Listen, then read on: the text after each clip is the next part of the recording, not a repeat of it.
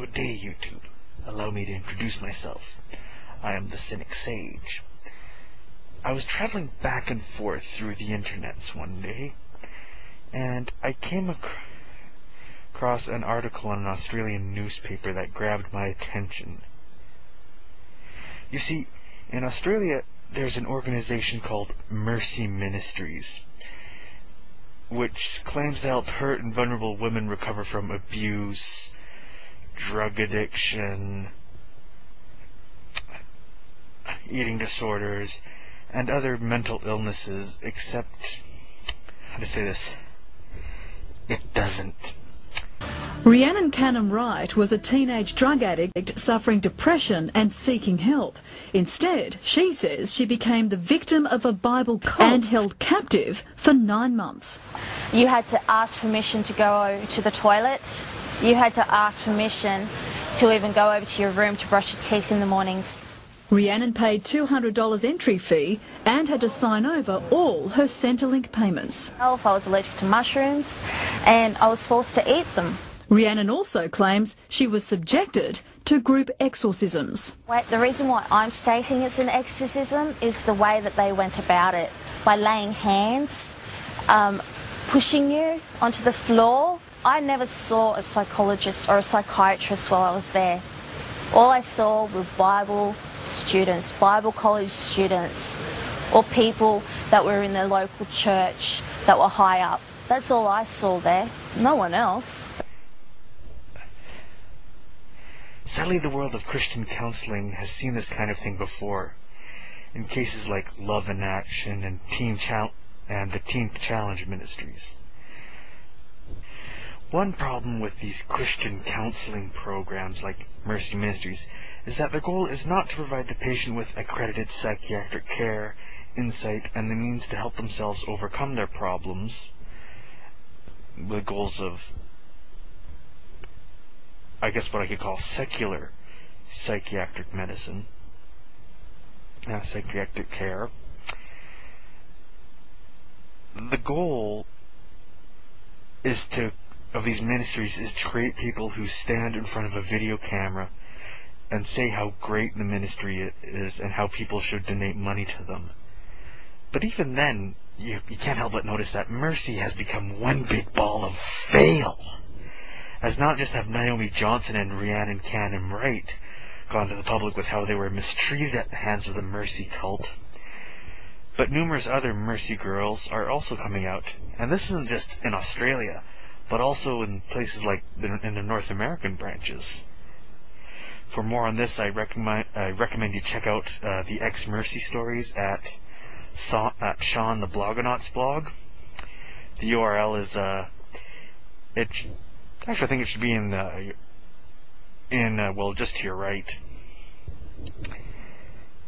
Problem number 2 is that the word accountability has a vastly different meaning to those involved in Christian counseling circles than it does to those outside them.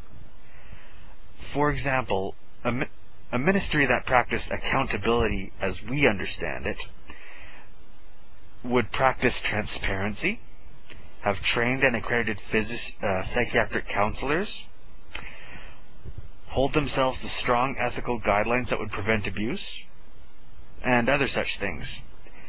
However, when a Christian counseling ministry says that they practice accountability, what they mean is that they guilt-trip their clients for masturbating.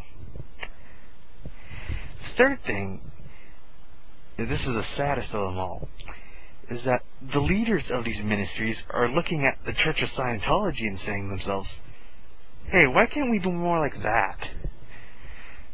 How, like, Mercy separates people from their families, they separate their clients from receiving proper psychiatric care, and instead treat them with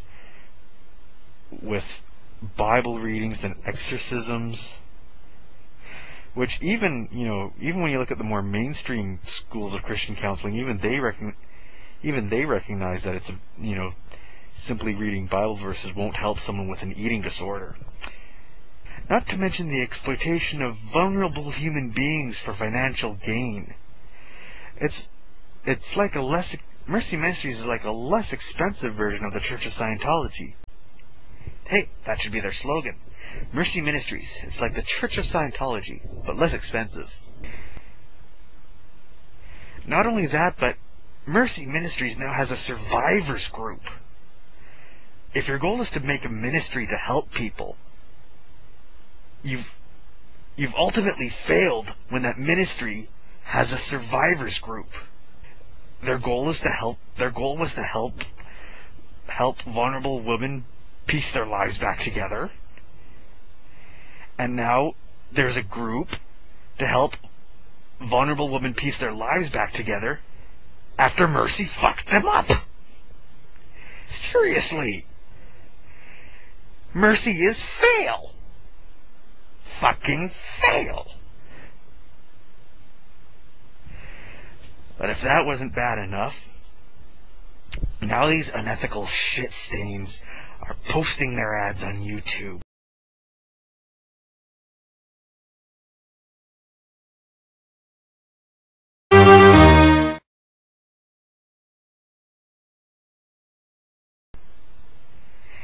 And it's even worse, these fuckers are asking for donation money when they're already taking their clients' Centrelink payments. And just so you know, Mercy advertises themselves as being as providing free care. They advertise themselves as free, and then they take their clients' Centrelink payments. And yes, they're still in business. It takes a real asshat to do something like that. And who is this asshat? None other than Millimeter Peter Irvine, who, might I add, is the CEO of Gloria Jean's Coffee. Gloria Jean's Coffees escape the daily grind, remain trapped in the abusive cult. In my humble opinion, the sheer and utter lack of remorse Mercy's leaders has displayed over the Mercy survivors is just... There's nothing to apologise for, and when we've got a program that's highly successful, we don't want to change much of it.